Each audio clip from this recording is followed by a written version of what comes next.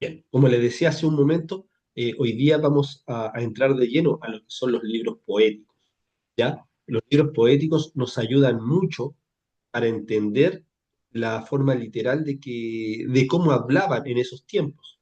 Y a través de ello también vamos a ver la forma literal, cómo hablaban para darnos cuenta también los tiempos, las épocas en los cuales vivían no tan solamente las personas de los libros que escribieron los libros poéticos, ¿cierto? Sino que también cómo vivieron los poetas y también los de antaño, ¿cierto? Los que vimos anteriormente, ¿cierto? Moisés, Abraham, Noé. Entonces, de la forma literal de cómo vivían también, nos vamos a dar cuenta de cómo vivían y a través de eso podemos saber también en qué época vivían, también por su forma de expresarse, como le decía, su forma literal de expresar. Así que vamos de lleno a los libros poéticos.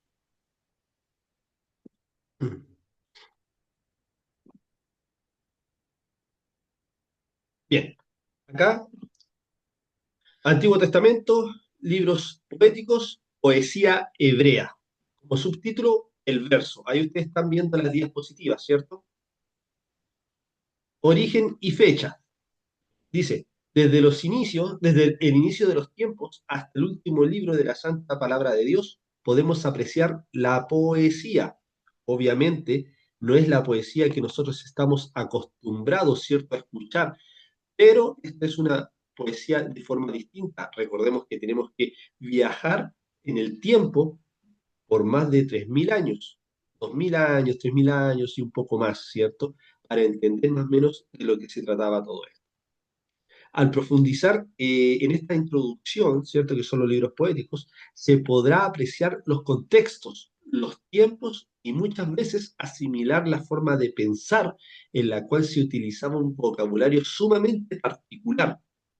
Era muy poco entendible para los que no son de esa región, del Medio Oriente. Imagínense, si es poco entendible para los que no son de la región del Medio Oriente, que están cerca, estoy hablando de personas que están alrededor, imagínense nosotros que somos de otro continente, ni siquiera somos de al lado de la región, sino que de otro continente, amados hermanos. Imagínense cómo nosotros se nos complica un poco el entender su forma de pensar, el entender su forma de vivir, el entender su forma de proceder.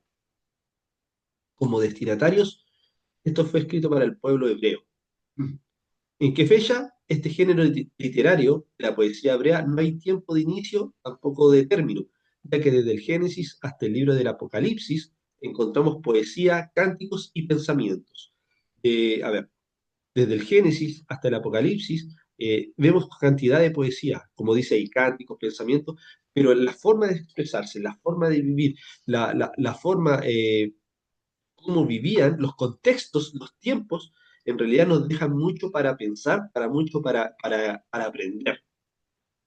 Como les dije, es poco entendible, es por eso que hay que sumergirnos en una máquina del tiempo, ¿cierto? Y empezar a abrir nuestra mente para entender lo que querían decir ellos. Bien, poesía hebrea, los libros de la Biblia. Tenemos los libros de la Biblia, ¿cierto? Acá en la diapositiva sale un librero que sale el Antiguo Testamento y el Nuevo, ¿cierto? En el Antiguo Testamento sale la ley, libros de historia, poesía, profetas mayores, profetas menores, y en el Nuevo Testamento salen los evangelios, la iglesia, que es el libro de Hechos, que se puede decir que el libro de Hechos es un libro histórico. También están las cartas, ¿cierto? Las cartas paulinas, también están las cartas generales, o también las cartas como pueden llamarle Pedrinas, Juaninas y también ellas. También la de otros servidores, ¿cierto? Como Santiago, Judas, que son cartas también. En la carta del libro de Hebreos y también está el de profecía, que es el Apocalipsis. Pero acá hay un recuadro en la cual nos muestra, primeramente a la mano derecha, ¿cierto? Parte superior, dice poéticos. Y vemos 5 libros de color lila con amarillo. Dice Job, Salmos, Proverbios, Eclesiastés y Cantar de los Cantares. Esos son los 5 libros llamados poéticos, ¿ya? Job, ¿quién era Job? Un hombre en busca de justicia. Salmos, Salmos, el libro de las canciones del antiguo Israel. Proverbios, consejos para vivir rectamente y feliz en el mundo de Dios. Eclesiastés y Cantar de los Cantares, la fe del pueblo de Israel en la vida diaria. Entonces, eso es un pequeño resumen, ¿cierto?, de lo que vamos a ver, ¿ya? Entonces, pregunta de prueba, ¿cuáles son los libros poéticos? ¿Cómo se llaman y cuántos son? ¿Ya? Para que después eh, estén bien,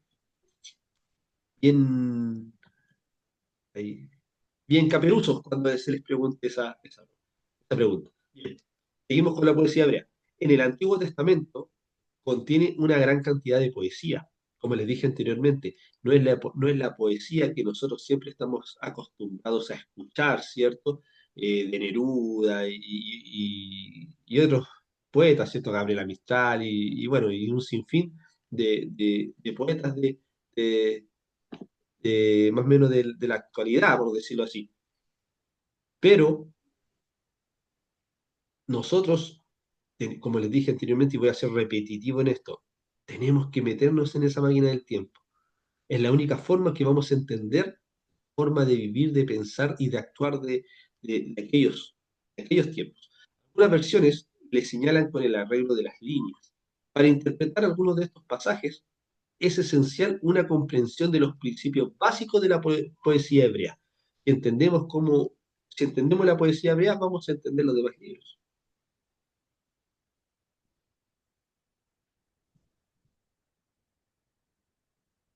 Poesía. ¿Qué es lo que es la poesía?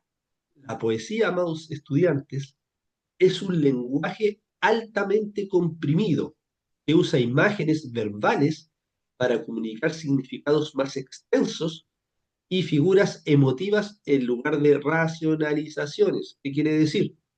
Que dice como es un lenguaje altamente comprimido, o sea, a buen entendedor, pocas palabras te quiere decir eso, ¿cierto? Te dice a grandes rasgos lo que la persona, lo que está transmitiendo, te lo quiere decir de una forma diferente. Usa imágenes verbales. ¿Por qué? Porque vamos a darnos cuenta que en algunos de estos libros poéticos, la persona que está expresando su poesía compara a la mujer con un animal, pero en esos tiempos era algo precioso, era algo preciado, era algo sin igual, pero para nosotros es algo totalmente una locura, ¿cierto?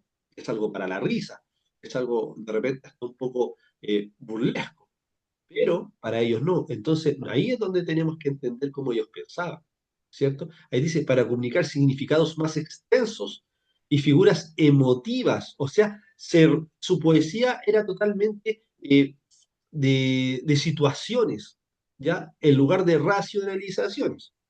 Por lo nombrado en el punto anterior, se debe reconocer que hasta cierto punto la forma controla el mensaje. Entonces, como ellos hablaban, era el mensaje que estaban entregando. El poeta hebreo gozaba de una libertad muy peculiar y era dueño de expresar una gran variedad de formas de los sentimientos de la pasión. Como le decía anteriormente, ellos metían, no sé, montañas, expresaban la belleza de una mujer con montañas, con un animalito y un sinfín de cosas que muchas veces no lo entendemos. Pero ellos, como dice la diapositiva, ellos gozaban de una libertad bien particular, ¿cierto? Eran dueños de expresar como ellos querían, ¿cierto? Sus sentimientos, su pasión, en variadas formas. Y eso no solamente lo vemos, como lo dije anteriormente, en los libros poéticos, sino que también en todos los libros del Antiguo Testamento. No solamente del Antiguo, sino que también del Nuevo. La poesía hebrea, amados estudiantes, permite la entrada a la mente hebrea. ¿Se me entiende? Cuando ustedes entienden la poesía, lo que quieren decir, más que no estamos llamando a que nos convirtamos en un crítico de los poetas, ¿cierto? De antaño, no. Sino que entendiendo un poco la poesía, si nosotros abrimos nuestra mente y nos sumergimos un poquito en la poesía hebrea, esta nos permite la entrada a la mente hebrea, lo que quieren decir desde el Génesis hasta el Apocalipsis. Todos ellos empezamos a entender su forma de actuar, su forma de hablar, su forma de ser. Voy a ser bien repetitivo con eso, porque la poesía hebrea, como dice ahí, es la entrada, es la puerta que permite entender. Mientras que los occidentales, ¿cierto?, construyen argumentos lógicos con la esperanza de convencer con afirmaciones suplementarias. ¿Qué quiere decir? Todo lo opuesto a la poesía hebrea. Todo lo opuesto, o sea, más parecido a nosotros, los occidentales, que a la cultura hebrea en la forma de hablar poesía. Los hebreos intentaron decir lo mismo mediante contrastes y afirmaciones complementarias, sinónimos o contrastes de la misma mente creativa. Entonces, ¿qué quiere decir eso? Que los hebreos hablaban mediante paralelismos.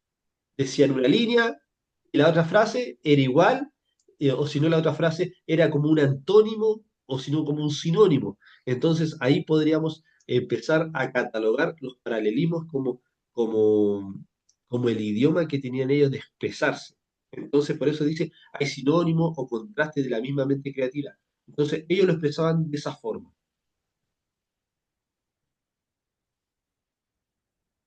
Por ejemplo, características. La poesía hebrea posee distintos tipos de paralelismo que nos dan una referencia o una distinción de lo que quiere expresar el poeta. Ojo, la poesía hebrea posee distintos tipos de paralelismo y lo vamos a ver, que nos dan una referencia o una distinción de lo que quiere expresar el poeta. Entonces, podemos decir que los poetas hablaban en paralelismo. Por ejemplo, paralelismo de miembros.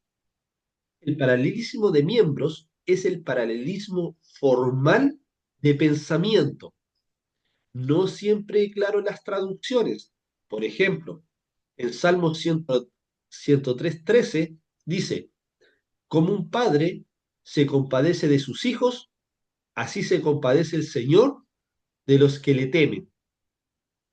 Encuentren que hay como una comparación, como un sinónimo, como algo similar en estas líneas, como un padre se compadece de sus hijos, así se compadece el Señor de los que le temen. Entonces, imagínense, abramos la mente y sigamos el contexto. Esto es un paralelismo de miembros.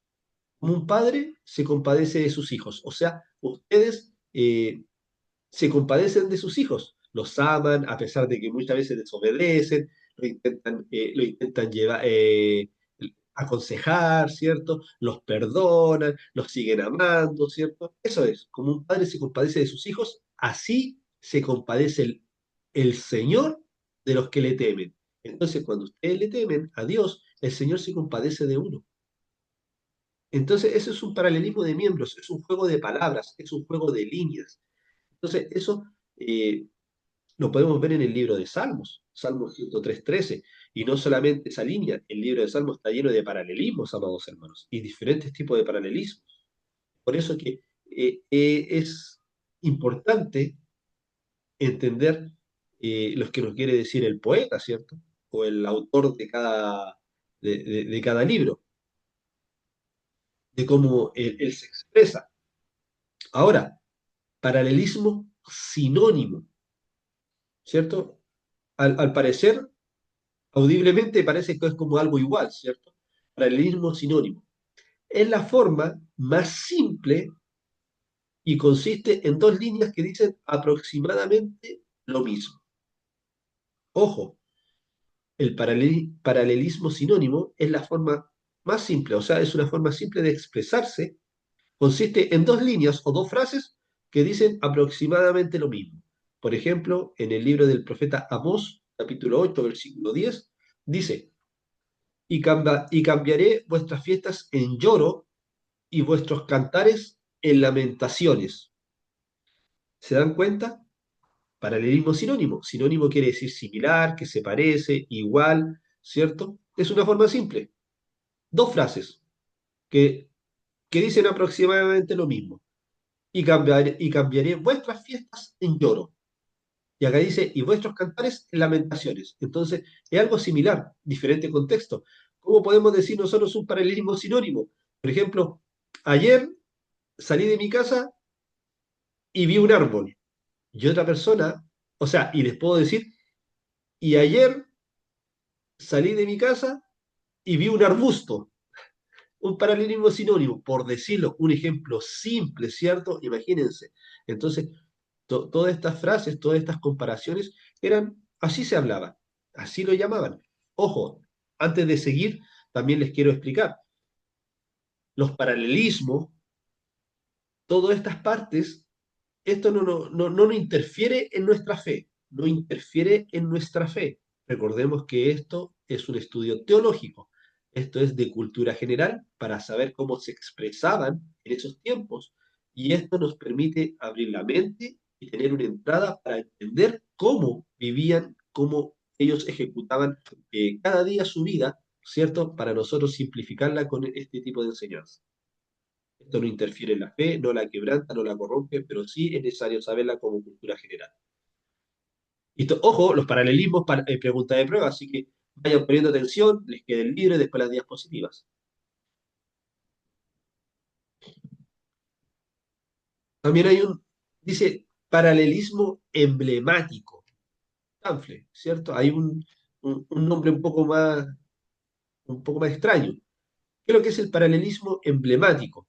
Describe el paralelismo sinónimo en el cual un verso se toma literalmente, pero en paralelo en sentido figurado.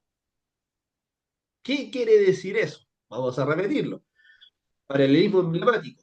Describe el paralelismo sinónimo, el que vimos anteriormente, en el cual un verso se toma literalmente, pero en paralelo en sentido figurado. ¡Wow! A ver, vamos a ver el ejemplo. Salmo 103:13 dice, como el Padre se compadece de los hijos, así Yahvé se compadece de los que le temen.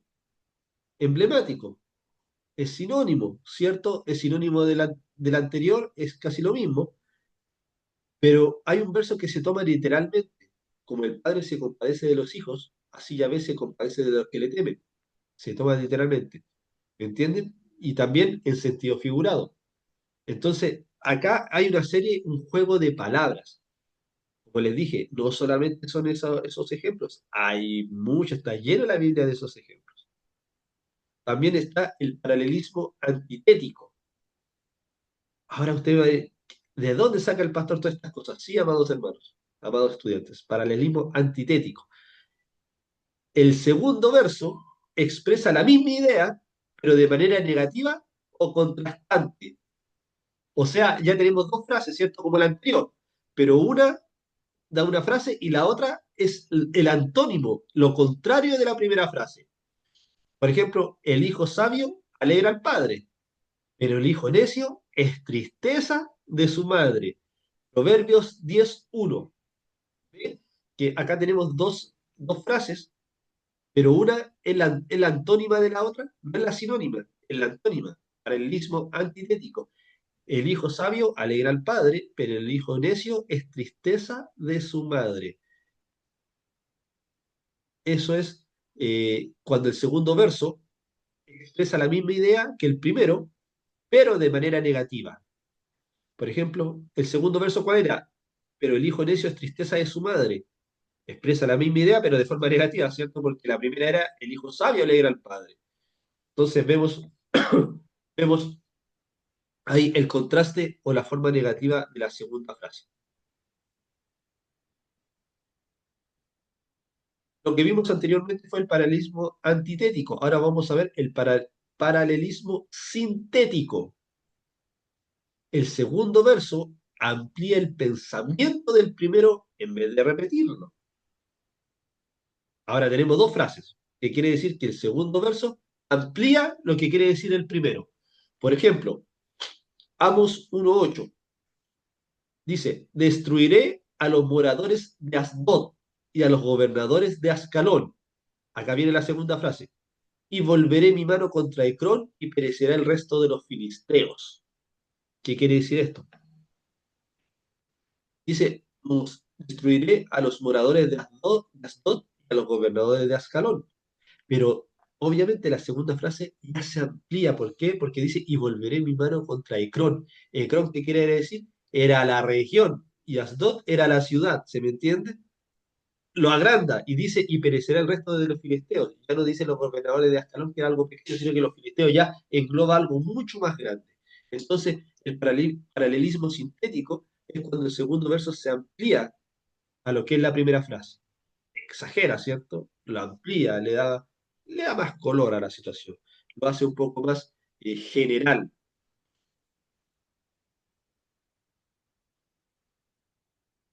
Entonces, podemos ver que la poesía hebrea contiene un valor exegético del estudio de la poesía. Como hemos indicado, las piezas del paralelismo en un pasaje son parte del mensaje. Entonces, cuando estamos leyendo, generalmente en los libros poéticos salen mucho de estos paralelismos. Son parte del mensaje. Como les dije, no va a cambiar la fe que tengamos algunos, no va a truncar la fe, solamente nos abre las puertas para saber cómo hablan, para saber qué es lo que pensaban, para saber cómo se expresaban. También debe considerarse el pasaje en su totalidad y deben estudiarse las contribuciones que hacen las partes al mensaje completo. ¿Qué quiere decir? No solamente tomar dos frases, acá solamente fueron ejemplos, ¿cierto? En los paralelismos tomamos dos frases, damos el ejemplo, pero siempre se debe considerar el pasaje en su totalidad. Deben leerlo todo, ¿cierto? Y deben estudiarse todas las partes que hacen las partes del mensaje completo, o sea, tienen que estudiarse todo el versículo. Siempre le he dicho, cuando una persona, y se ha dicho en lo que es la teología, muchas veces personas dicen, un ejemplo, Juan 3:1, y de ello y de ese versículo sacan unas ideas, pero se le ha olvidado estudiar el 2, el 3, el 4, el 5, a ver qué es lo que decía. O generalmente vemos el título, ¿cierto?, del pasaje bíblico, pero leemos 2, 3 versículos y a lo mejor tiene como 10, 15 versículos. Tenemos que leerlos todos para saber qué es lo que era el contexto de esos 2 o 3 versículos que estamos viendo. Entonces hay un mal desarrollo de la palabra, que generalmente los cristianos tomamos un versículo, uno o dos versículos de un pasaje entero, que puede llevar 15, 20, hasta 30, 40 versículos, y para que nos dé una idea. Y eso lo vimos en clases anteriores. También hay que considerar que Dios es infinito. Es difícil de comprender. Eso quiere decir, ¿cierto? No tiene principio y no tiene fin. Es difícil de comprender. Pero esto nos ayuda un poco más a entender cómo se confía, ¿cierto? Lo que quería decir una parte de su pueblo. Considerar que es más fácil comprender a Dios si comparado a algo que conocemos, ¿cierto? O algo finito. Las personas aprenden mucho más y mejor a través de los sentidos que mediante la especulación. Generalmente, muchas veces, uno especulando se equivoca, ¿cierto?, en lo que quiere decir las personas. Es por eso que uno a través de los sentidos aprende mucho más. De los sentidos de cómo te expresas, de los sentidos cómo te mueves, de los sentidos cómo hablas, de los sentidos cómo miras. Uno aprende mucho más que eso, ¿cierto? O sea, uno aprende mucho más en esa manera. Las personas aprenden mucho más y mejor a través de los sentidos, ¿cierto? Como lo dije anteriormente, que mediante la especulación. No hay mejor manera de expresar fe en Dios y devoción a Él que por medio del canto. Eso lo podemos ver en el libro de Salmos, ¿cierto? El salmista, como cantaba, no solamente lo escribió David, habían otras personas más que también escribieron salmos, y eso lo vamos a ver en nuestro. Entonces, amados estudiantes, podemos decir que esa es la introducción, ¿cierto?, a los libros poéticos. Quiero ver si ustedes a través de esto tienen alguna duda, alguna consulta, algo que no les haya quedado claro para después seguir avanzando con los libros poéticos. Hablen ahora o callen para siempre. Vemos que los paralelismos, ¿cierto? Vemos paralelismos que son sinónimos, uno igual al otro, otros paralelismos que son antitéticos, que es uno es igual y el otro no quiere decir lo mismo, los sintéticos que el otro agranda mucho, paralelismos emblemáticos, ¿cierto? Y así varios paralelismos que nos enseñan, ¿cierto? A entender cómo se desenvolvían los hebreos, ¿cierto? En antaño. Para nosotros es difícil muchas veces entender, por ejemplo, los que somos chilenos, para nosotros es muy difícil entender los que somos los mismos chilenos de hace como 50 años, ¿cierto? Los que son más jóvenes en estos tiempos no entienden cómo vivíamos nosotros hace como 80 años. Les es difícil entender eh, nuestra forma de ser. Eh, Creo que lo mismo pasa con los hermanos que también son extranjeros, ¿cierto? En su tierra tenemos hermanos de Bolivia, de Venezuela, de Colombia. También yo creo que les es difícil entender a ellos, a sus mismos compatriotas de hace 80 años. ¿Por qué? Porque todo esto generalmente va evolucionando, se van renovando, va cambiando. Imagínense los israelíes, un día estaba viendo un documental, a las personas de Israel eh, todavía les costaba entender cómo eran sus mismos compatriotas, los mismos israelíes de esos tiempos, los que estudiaban la Biblia. Para ellos también les cuesta también entender su cultura anterior. Imagínense nosotros que no venimos de esa cultura. Entonces, por eso es que siempre les digo que hay que tomar esa nave, ¿cierto? La nave del tiempo y retroceder un poco, abrir la mente con estos libros poéticos que nos enseñan mucho a pensar, nos van a abrir un poquito más la forma de mirar lo que son la palabra de Dios. Recordemos, en algunos libros poéticos, un autor muy enamorado de su amada la comparaba con animalitos, con montañas, con cascada y un montón de cosas que para nosotros sería un poco ilógico, sería poco romántico, sería hasta gracioso, ¿cierto? Sinónimo de burla, pero para ellos era algo totalmente serio, era totalmente romántico, era totalmente sagrado, era totalmente expresivo para aquellos tiempos. Entonces, la forma de pensar, la cultura era totalmente distinta, amados. No solamente en el romanticismo, para expresar un dolor, para expresar una enfermedad, para expresar un gozo, ¿cierto? En cuanto a cántico, para expresar un descontento, no con Dios, sino con uno mismo. También hablaban de otra forma. También para escribir un mensaje para la vida cotidiana, para la vida diaria. También lo hacían de estas formas, paralelismo, eh, para nosotros paralelismo, para ellos era una forma normal de vivir, ¿cierto?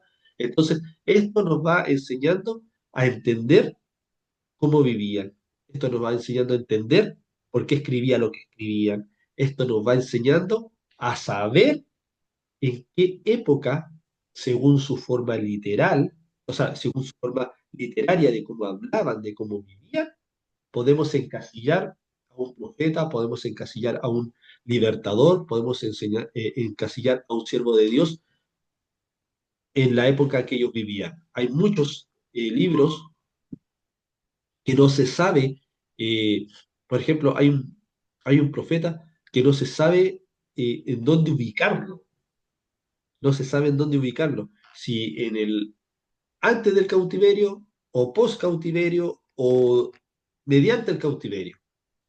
Pero hasta el día de hoy no se sabe dónde ubicarlo. Pero si ustedes se ponen a leer, después lo vamos a ver, la forma literaria con que se expresaba, ustedes se van a dar cuenta en qué parte vivía. Entonces, eso nos abre la mente y nos lleva a entender un poquito más la palabra, ¿cierto? También cómo se expresaban ellos, también nos dan hecho cuenta de la forma como eh, como lo dije, las épocas y cómo podemos ver en la línea del tiempo donde podemos, ¿cierto?, cronológicamente ubicarlos. Por ejemplo, doy un bonus track antes de terminar la clase. Job, ¿en qué tiempo vivió? Es una pregunta. El que sabe puede abrir micrófono. Job, ¿en qué tiempo vivió? ¿En dónde lo pueden encasillar ustedes en la cronología bíblica, en la cronología de la línea del tiempo de la vida? ¿Por qué? Porque hasta el momento nadie sabe en qué tiempo vivió Job. Nadie sabe. ¿Pero alguien me puede decir algo?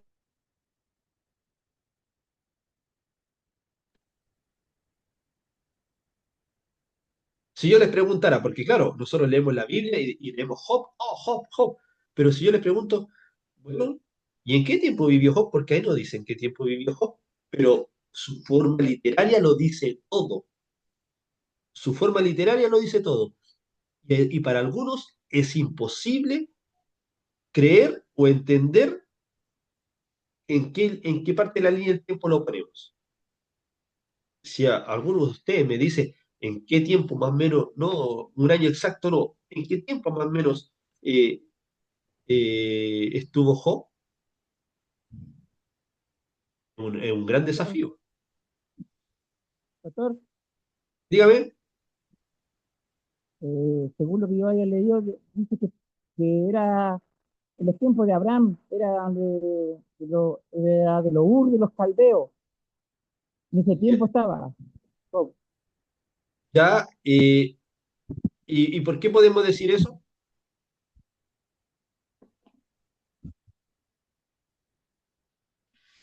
Sí, pues yo leí ahí decía que estaba en ese tiempo, más o menos calculaban ellos. Ya, No sé si ¿alguien acaso más? estará correcto, ¿no? ¿Alguien más? ¿Alguien más?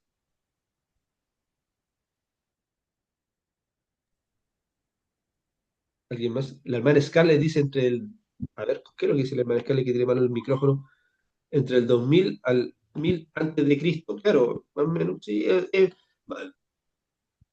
La pregunta es, ¿por qué?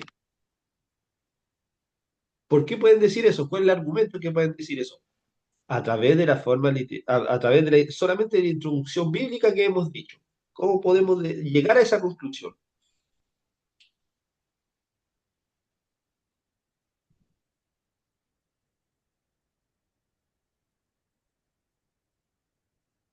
¿Cierto?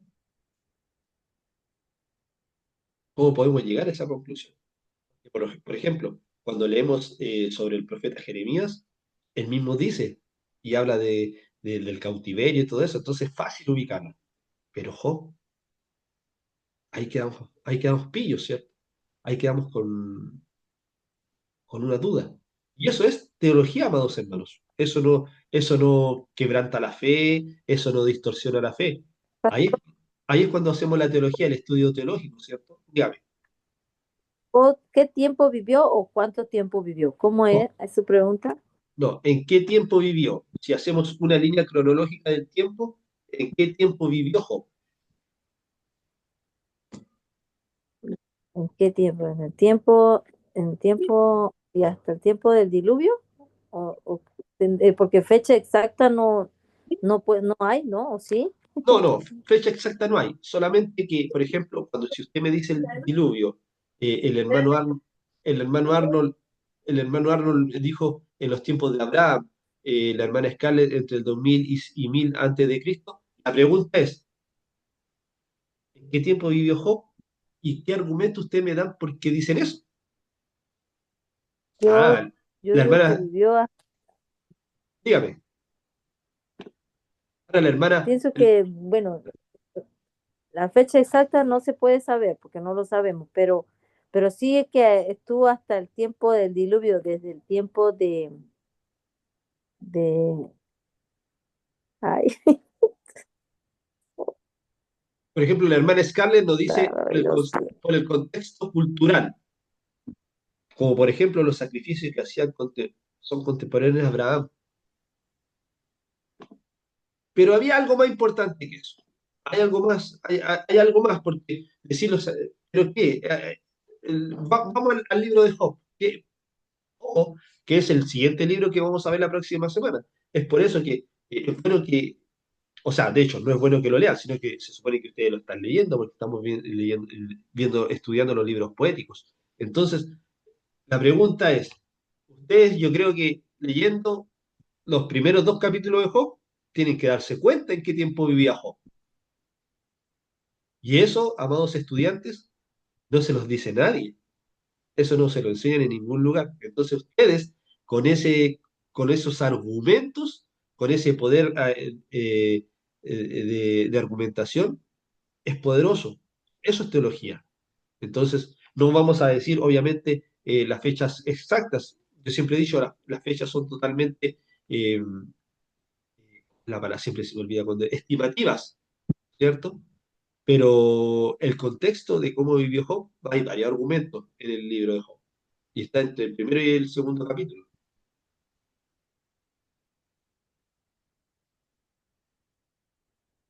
Porque puede ser que porque ellos vivían en lo que era ganadería, y en ese tiempo lo único que existía era eso nomás, pues no existía otro método. ¿Me Ah, entiende usted?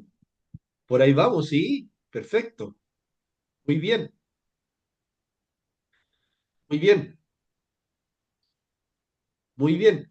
Es uno de los argumentos, está bien. Es una de las cuantas eh, de las cuantas partes de la respuesta de donde vivió Job. Muy bien, por la ganadería, ¿cierto?